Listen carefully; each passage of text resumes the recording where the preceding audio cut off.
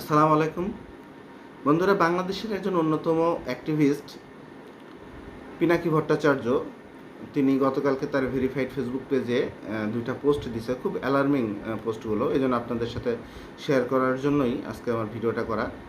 তিনি তার পোস্টে বলছে, গতকাল বুধবার আন্তর্জাতিক অপরাধ ট্রাইব্যুনালে ফ্যাসিস্ট আওয়ামী লীগ শাসনামলে সরকার বিরোধী মানুষদের গুম খুন নির্যাতনের ঘটনায় ডিজিএফআইয়ের সাবেক 5 ডিজির বিরুদ্ধে আনুষ্ঠানিক অভিযোগ দাখিল করে তা আমলে নেওয়ার এবং আসামিদের বিরুদ্ধে গ্রেপ্তারি পরোয়ানা জারির আবেদন করা হয়েছে।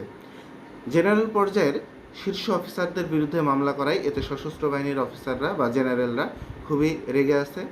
আজ সেনাবাহিনীর অর্থাৎ গত বৃহস্পতিবার সেনাবাহিনীর টপ অফিসারদের জরুরি সম্মেলন বসেছিল।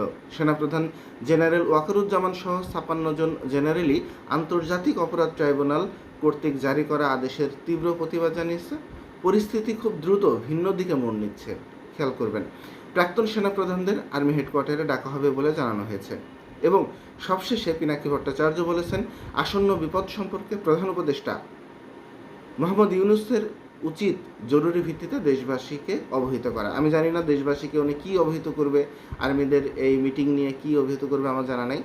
পিনাকি ভট্টাচার্য অন্য কোনো ভিডিওতে এগুলো জানাইলে আমরা খুবই খুশি হব যে আসলে ভিতরে কী কী হচ্ছে। ধন্যবাদ।